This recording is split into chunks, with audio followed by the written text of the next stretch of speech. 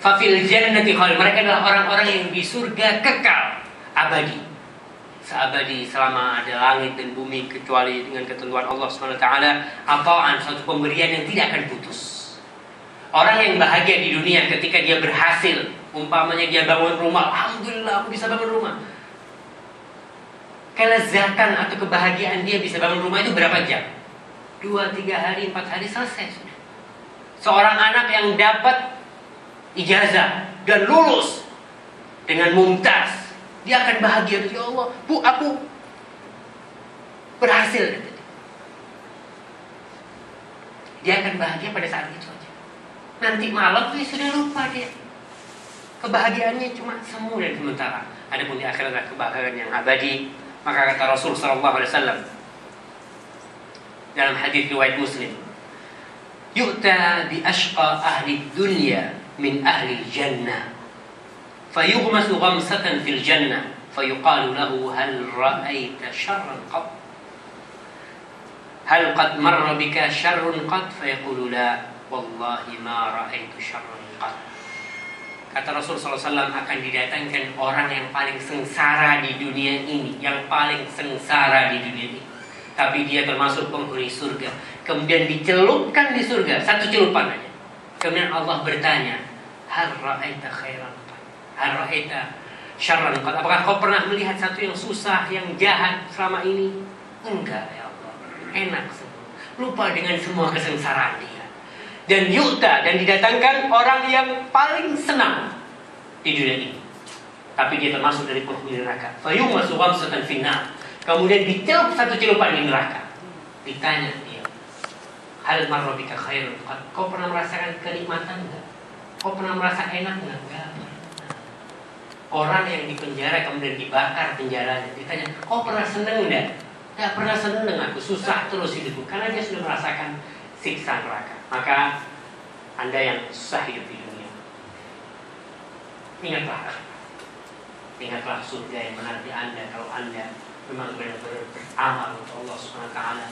Yamutul mu'min bi araqil jabin, seorang yang beriman itu mati dengan peluk di apa namanya? Di jari, di kening, dengan peluk di kening. Hadis itu ada dua penafsiran. Penafsiran pertama, orang yang beriman itu susah. Dia berusaha keras untuk bekerja untuk mendapatkan surga. Ada yang mengatakan itu adalah orang ibarat atau kinayah orang yang lagi mati kan susah, dia sampai keluar keringat di sini. Wallahu a'lam bishawab. Tapi agar Anda berbahagia, ingatlah bahwasanya kita harus memperbaiki iman kita, memperbaiki zikir kita, amal kita, memperbaiki hati kita. Mudah-mudahan dengan seperti itu kita akan menjadi orang-orang yang berbahagia. Karena waktu sudah mengharuskan kita memutuskan kajian ini. Wallahu a'lam bishawab. Apabila yang saya sampaikan itu benar, itu dari Allah Subhanahu wa taala. Apabila itu salah, itu dari diri saya sendiri dan dari syaitan. Allah dan Rasulnya terbebaskan dari kesalahan itu. Subhanakallahumma wa bihamdika, asyhadu an la ilaha illa anta, astaghfiruka wa atubu ilaik.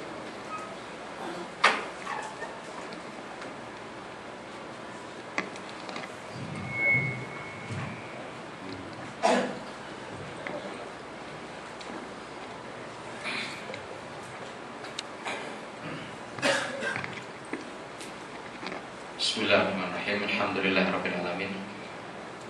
Terima kasih yang sebanyak-banyaknya kepada Ustaz Syafiq Riza Hasan Basalama yang telah memberikan nasihat-nasihat mulianya, kata-kata indahnya yang semoga bisa menjadi penyemangat bagi kita semua untuk meraih kebahagiaan di hari-hari ke depan kita.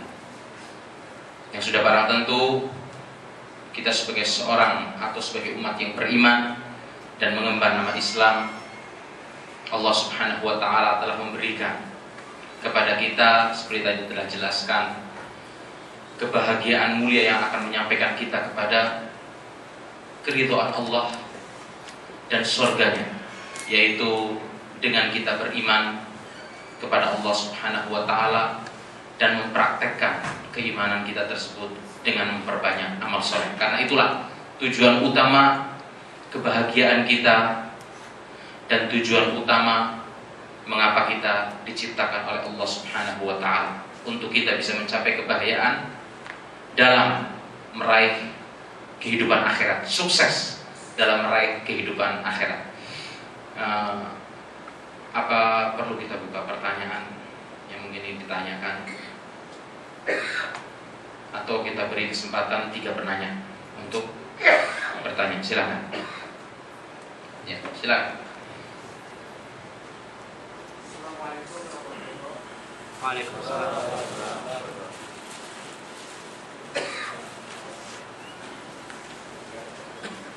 Begini Ustaz,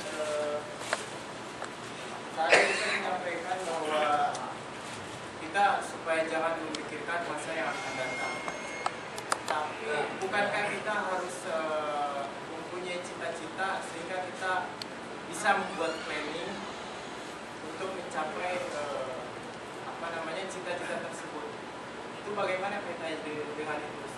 Ya. Ya, pertanyaan yang sangat bagus sekali. Jadi manusia itu hidup hari ini, besok belum tentu dia hidup. Maksud saya jangan memikirkan masa depan. Kita jangan takut dengan masa depan. Seorang mukmin harus memiliki planning, ya, dia ingin menjadi apa, dia ingin berdakwah umpamanya, dia ingin menyekolahkan anaknya, nggak ada masalah. Dan seperti itulah seorang yang hidup di dunia ini. Cuma kita harus optimis dengan masa depan. Jangan takut dengan masa depan yang belum datang. Orang kadang-kadang ketakutan yang saya maksudkan tadi. Orang itu takut dengan masa depan. Dia berpikir, gimana ya kalau saya buka usaha ini nanti gak berhasil, nanti bangkrut. Belum, kau coba. Masa depan kita serahkan kepada Allah Subhanahu wa ta'ala. Tapi kita berusaha. Tapi jangan jadi pikiran terus, mikir terus ya gimana. Aku nanti kalau punya anak 3, susah ngasih makan mereka, sekolahnya anak-anak gimana. Pikiran-pikiran seperti itu maksudnya. Bukan tidak memikirkan sama sekali, tidak. Kita harus optimis dengan masa depan kita. Apa yang bakal terjadi kita serahkan kepada Allah SWT. Tapi kita berusaha bagaimana masa depan yang kita songsong itu, kita menyongsong masa depan dengan wajah yang ceria, dengan penuh harapan kepada Allah. Semoga masa depan kita menjadi masa depan yang baik. Mungkin seperti itu. Wallahu a'lam bishawab. Ya, mungkin ada penanya kedua. Silakan maju Pak Ali. Assalamualaikum warahmatullahi wabarakatuh. Atau keraskan suaranya. Jadi, apakah dengan kebid'ahan, kemungkaran dan kezaliman serta kebodohan dalam ilmu agama termasuk mengurangi orang dalam kebahagiaan? Itu aja tuh. Assalamualaikum warahmatullahi wabarakatuh. Kurang jelas Pak. Kalau bisa maju sih. Maju lagi. Enggak usah takut. Assalamualaikum warahmatullahi wabarakatuh. Waalaikumsalam warahmatullahi wabarakatuh. Tadi yang Ustaz jelaskan, mungkin ada sedikit yang saya belum tahu. Yang saya banyak tahu itu, apakah bisa disalahkan kalau seandainya atau tidak meraih kebahagiaan kalau seandainya orang tersebut kemaksiatan, kebodohan dalam ilmu, kemungkaran, kedzaliman, kesyirikan dan lain sebagainya yang menyangkut akhirat. Nah, apakah itu bisa terjadi? Ya.